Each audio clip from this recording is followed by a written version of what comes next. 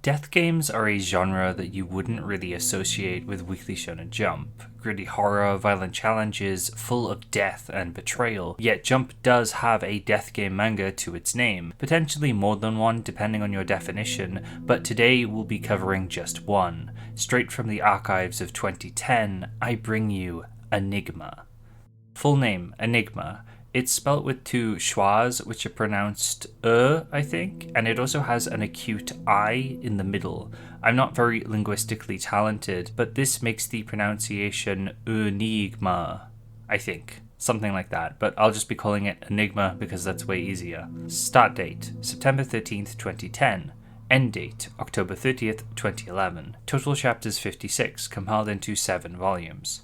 Kenji Sakaki would debut in the manga scene in 2005 with her one-shot Beach Bomb about beach volleyball being featured in the 2005 spring issue of Akamaru Jump.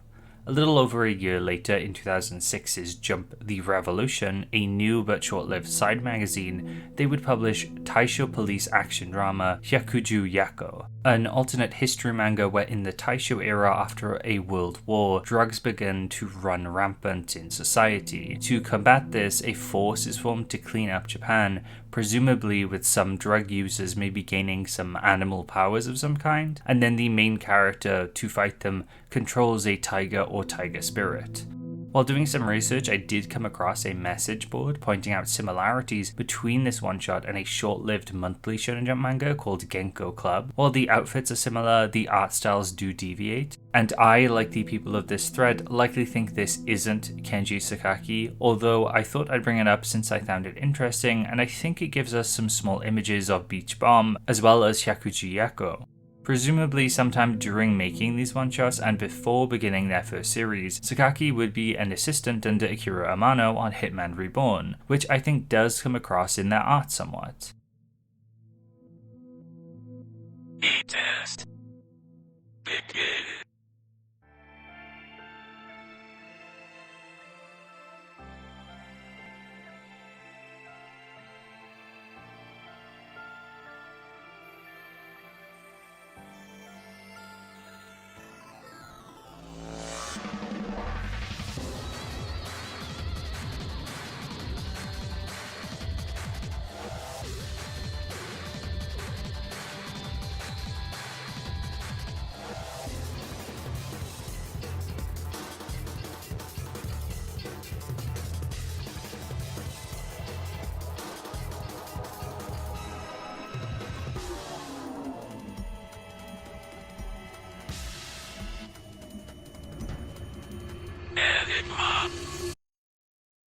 Enigma would begin 4 years after Sakaki's last one-shot, introducing us to Haiba Sumio, a high schooler with the prophetic ability to produce a dream diary, which he uses to prevent unsavory antics around the school he attends, like this case of sexual harassment at the beginning of the series. Furthermore, we learn about his dream diary ability, which he can only draw or write it in while he's asleep, and the drawings themselves look like a child drew them. I'm kind of impressed by how accurately childlike these are, although they do look so bad, it does take me out of the manga sometimes. And unfortunately, it's not the greatest beginning, because a few pages later we get this little homophobic gag of Sumio in a state of panic, saying he would use his dream diary to avoid his fate, should his fated lover ever be a boy. I just don't see why this was necessary from any point of view, and it made me immediately dislike Sumio even more than I already did. The manga is setting up these themes and ideas about defying fate, yet Sumio's casual homophobia is the primary example we're shown from his perspective at the beginning, and he just comes off as incredibly vapid.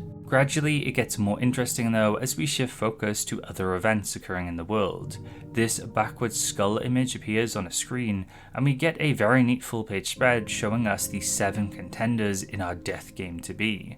We also meet Sumio's mother, and the name Enigma is brought up, which seems to spark some reaction in her, although she remains cryptic about it. Sumio passes out and finds he's written in the diary once more, which states a long-haired woman he knows will appear with a pitch-black face, the culprit of this being Enigma. This premonition then comes to pass, with Sumio running off to his mother's place of work, only to find a black stain where she should be. Sumio then vows to find her again, but the next time he wakes up, he finds himself in the school gym at 11 PM, accompanied by 6 other students.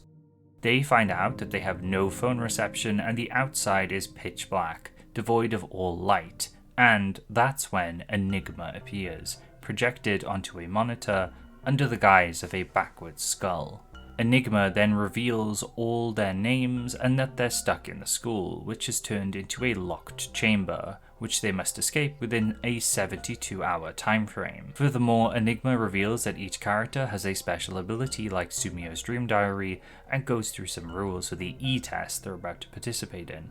The basics are that they need to escape within the time frame, they will be rewarded if they escape, they need a password to escape, there's one password for each person, and also shadows will roam the school corridors as they participate in the E-test.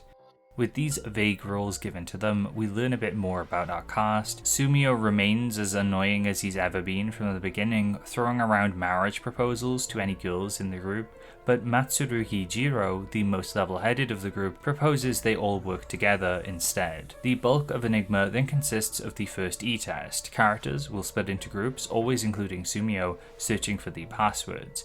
We learn a bit more about them, their abilities, and what their rewards will be should they win, with Sumio encouraging each person to push through whatever trauma they have to use their powers in some very convenient situations to get the passwords they need to escape, while also learning more about the Shadow and Enigma along the way. Throughout, tension does rise when these shadows appear, which at one point cause Jiro to disappear in a pretty creepy scene. But this is later undercut when you find the shadows don't really kill you, they just cause you to act more aggressively and entrap you in the E-test forever, which is still a pretty nasty fate. This is expanded upon when it's revealed that an 8th character exists in the game, which is one of Enigma's most interesting twists. Ryo Kurisu initially acts like he is Aru Misasawa, the person in the mascot costume. Lying to the others, he then plans to steal a password and escape for himself, being someone who got trapped here in a past game. This turn of events causes Sumio and Co to have to figure out exactly what is going on and deal with a human opponent for once, who like them also has an ability.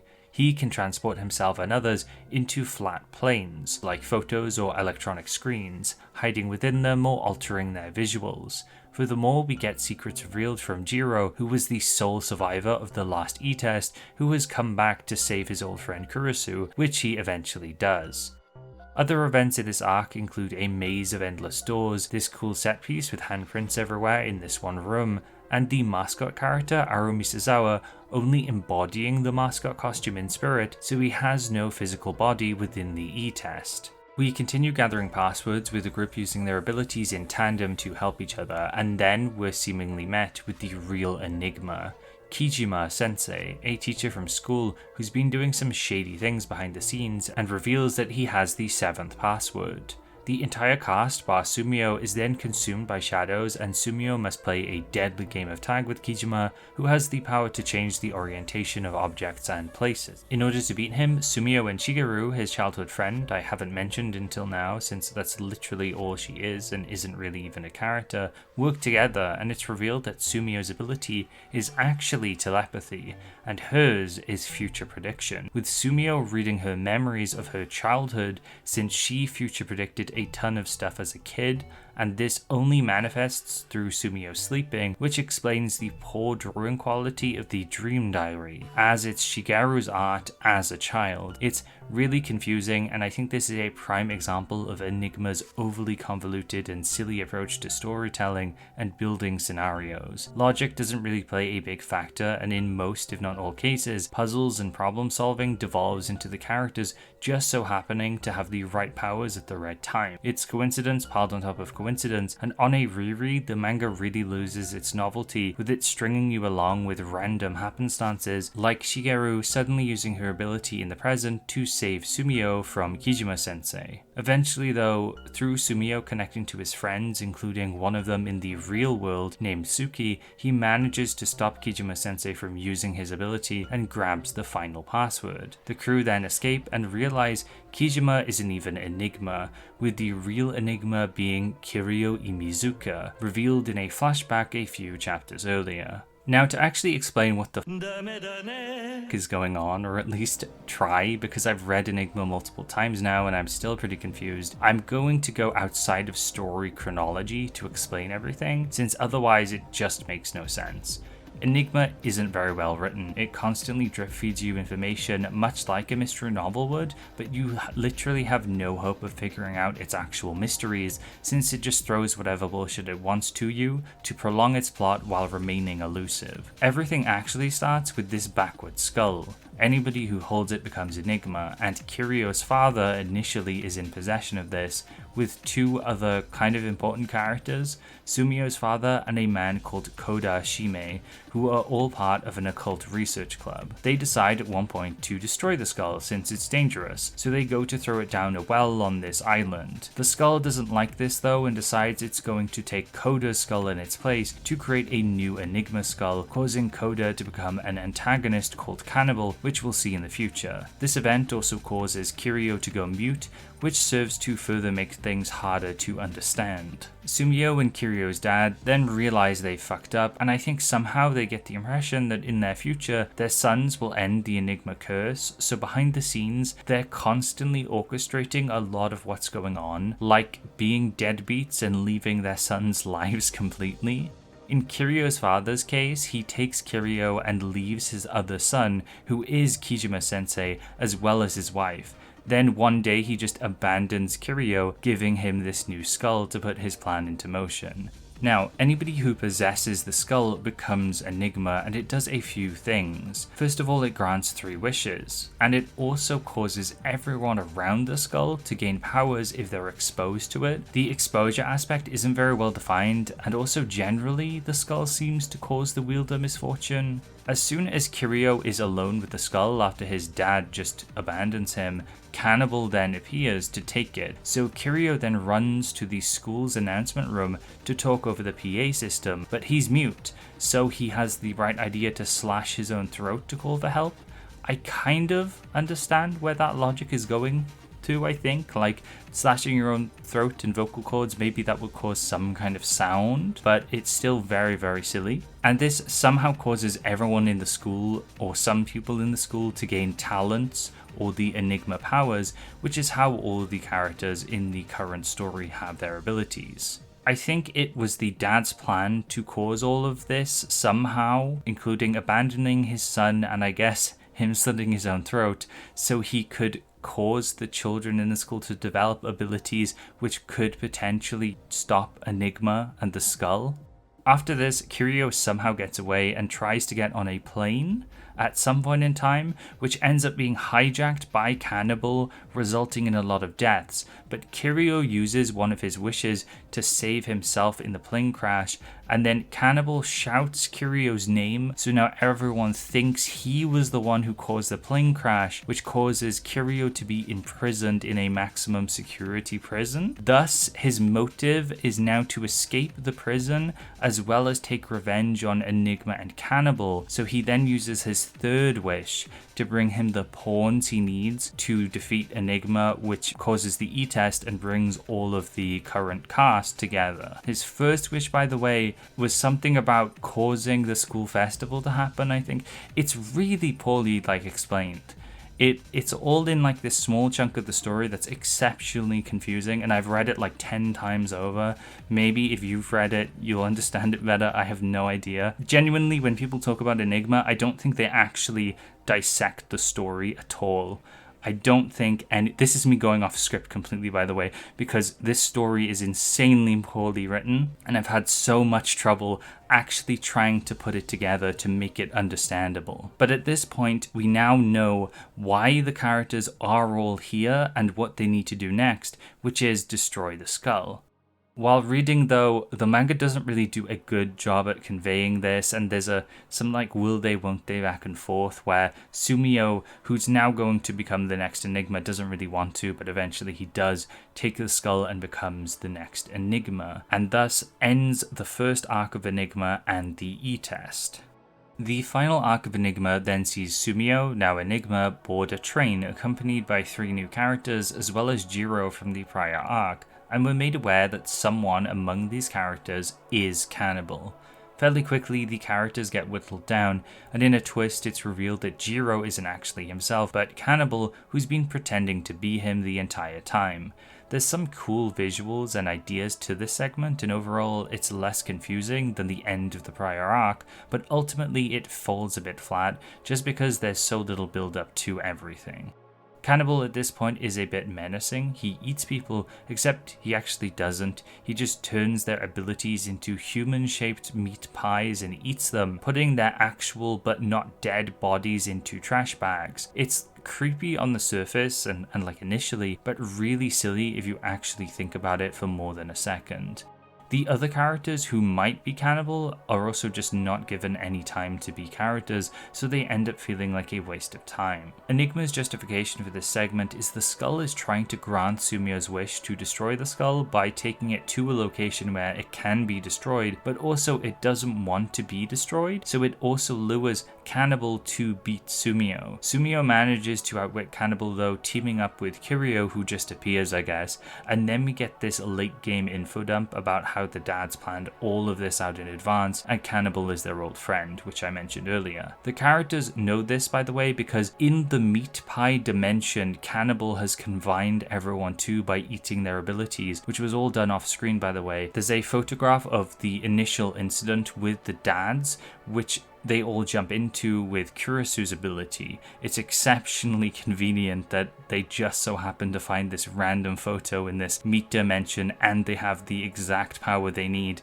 to view a past memory like this. Huh?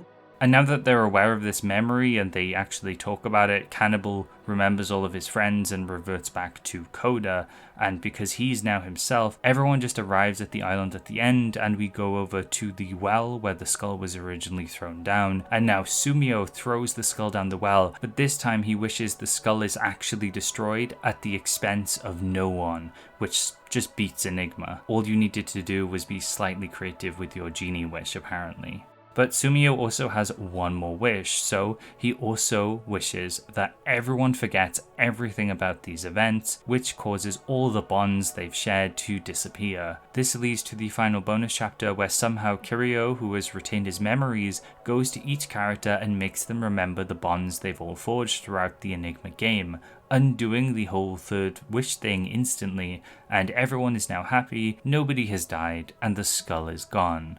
The end. Before we dig into why Enigma might have ended, I first of all want to point out when Enigma began. 2010 was a very slow year for the magazine, with Enigma being the longest running manga from it, and manga coming out before and after wouldn't be the most successful, with Enigma ending the week before Nisekoi would begin, the first big hit for the magazine in some time. There were definitely a few manga that could have ended in its place, but Enigma, while starting out as fairly popular, gradually declined as its later arc failed to impress readers.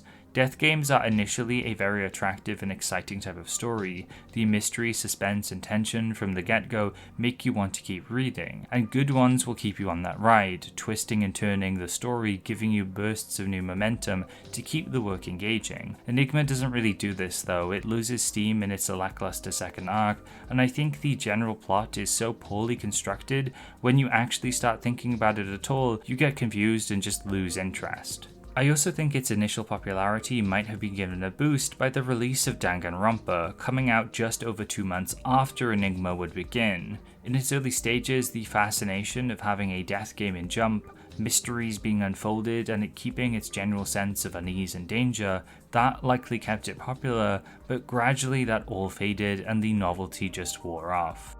Next up, I'm going to go through what the cool folks over at Discord have to say. First off, we have Kinky, who enjoyed the sense of mystery and danger at the beginning, but found it took a dip in quality when Kiryu was revealed and the more supernatural elements took center stage. Similarly, Gin1 enjoyed its beginnings, liking its characters, including Sumio somehow, but wasn't a fan of the second half, citing it as boring. They also mentioned the scan quality detracting from the experience since it looks inky, which sadly it does. The quality isn't the best.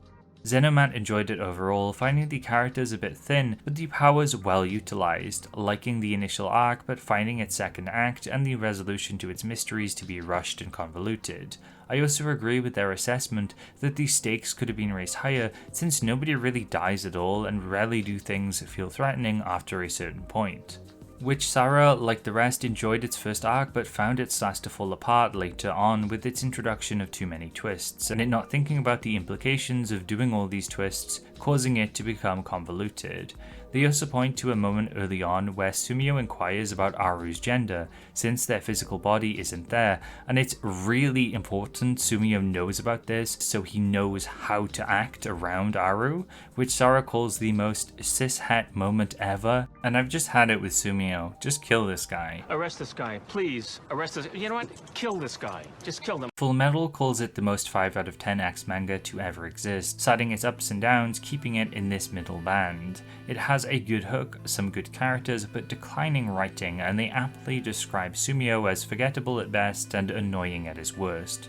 Balent only read 2 chapters and dipped out because they didn't vibe with its cast and stated it lacks the soul other Death Game series have. I think this is a perfectly valid issue with Enigma. In a death game, you need a very solid cast with a few likable ones you can latch onto and care about. You need characters you don't want to die. That's the soul of a death game, and Enigma doesn't really provide that initially, I think. Propagandé seemed to like it for the most part, especially the first arc, but it gradually fell off for them at the train. A common sentiment for Enigma is wanting it to only be the first half, which is viewed as stronger and more interesting, which is being expressed here, but pretty much everyone states the same thing as well.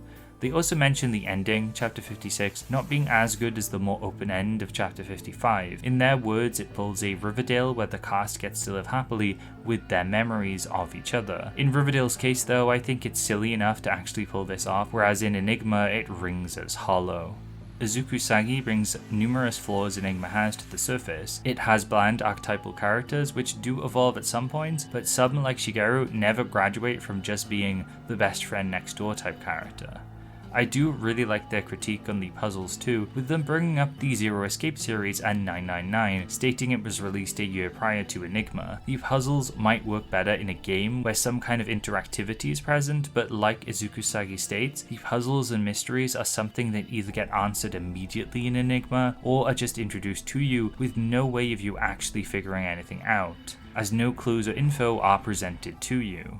Sumio's dream diary entries are also extremely obvious or require a leap in logic that most people wouldn't think. I think it serves to give you illusions that there are mysteries to be solved, except there aren't, and the pacing is quick enough that it can move your attention to the next thing without letting you think at all.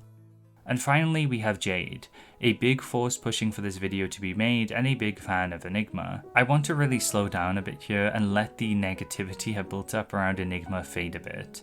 On a reread, it hasn't been very fun for me. Its flaws as a series have been illuminated to me, but that doesn't change that every single comment pretty much has stated that they enjoyed the first arc of Enigma. Enigma as a death game manga in Jump is a novelty and something I think most people were pleased in experiencing. My experience rereading is an outlier, and initially when I read Enigma, I think my opinions were closer to everyone else's. Jade then clearly loves the series, citing death games as a favourite genre, and then being very excited in finding out that Jump had a death game manga when they first read it. They liked its cast and found its hook and mysteries enticing, and it sounds like they had a lot of fun with it. Like the others, they do cite it dropping off once we reach the second arc, with it feeling artificially drawn out with a rushed ending. Despite this, it's the unique setting and genre that make it special to them. There's meat to it that other cancelled manga don't have, which is reflected in its length, and due to that it feels more fully formed, I think. While it isn't perfect by any means, I think for a lot of people like Jade, it proves to be interesting and engaging as something different.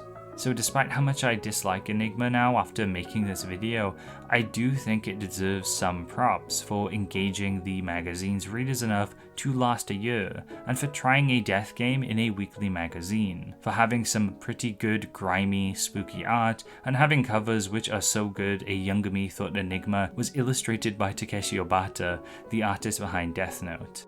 That said, it's maybe worth a read and maybe not, depending on if you like death games or not. I definitely don't recommend trying to dissect it like I have done though, or rereading it, since I think its faults start to overwhelm it.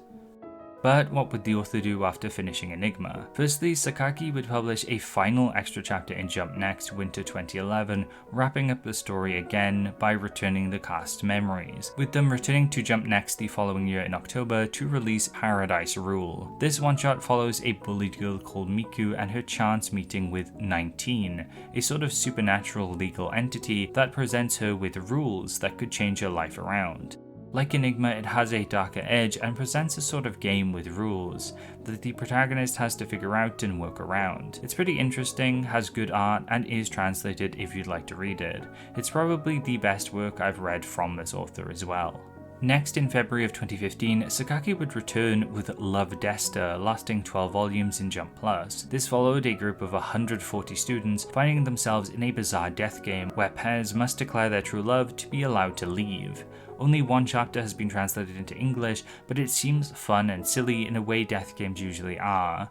I think it could potentially talk about romance in a unique way too, since the main character denies wanting to confess. Having an aromantic character try to escape the death game sounds very fun and potentially validating to aromantic people. I doubt it would go down that route though, based on how the author wrote Sumio. Finally, in 2022, Sakaki would return with another death game manga, Tokyo Underworld, also in Jump Plus, lasting 12 volumes. This is a more classical death game, I think, and it seems to be a bit more brutal than their other works, upping up the gore and horror elements, seeing a bus of school children fall into the eponymous Tokyo Underworld where they'll be judged for their sins. I remember reading this closer to its debut, and while it starts fine, like Enigma, it gradually lost the plot and became needlessly overdramatic and convoluted. It's a shame, since from all their works, the ideas for a fun manga are definitely present, but they always seem to collapse in on themselves. Perhaps in the future we'll see another manga from Sakaki, death game or not, that will stick the landing and remain engaging throughout. Some other tidbits about Kenji Sakaki is that she's married to Kyosuke Usada, the Shonen Jump manga behind Pyutofuku Jaguar, as well as Sexy Commando Gaiden, two older Jump gag manga. They also have a few children together too, which Sakaki has made little comics about on her Twitter. She has a ton of doodles, small comics and art there, and if you'd like to check them out, I'll leave a link in the description to her profile. And that was Enigma, Shonen Jump's very own death game that may not have been the most tightly written manga, but its novelty a lot of people seem to appreciate. If you enjoyed this video, please subscribe and check out the rest of the channel. I'd like to cover other Shonen Jump cancelled manga in this series, and chances are if you enjoyed this video, then you'll enjoy some of the other ones too. I also make videos on manga generally, as well as on Weekly Shonen Jump's history, where I go through the magazine year by year. If you really enjoyed this video, please consider supporting me on Patreon. It helps a ton and pushes me to make better videos. You'll also get some cool rewards like access to exclusive polls, which is how Enigma got voted on to become a video. And you'll be thanked at the end of my videos with you getting your own little doodle at the $3 tier, like Kinocha, Jade, Kaizoku Gairu, Soroquel Zero, Holly the Apothecary, Mayu, It's Fako, Yellowtail, Lace Loggett, Chris P. Bacon, Chohenshin, Full Metal, Unquestionable, Weepy Boy, Wurzel, Valent, Cactus, and also AB, Vako Draws, Otaku Gamer X, Deadpan, Shy Monkeys, and Jonathan Dragonet at the $1 tier. Thank you all so much for being patrons. And as always, thank you so much for watching. Remember to be kind and take care.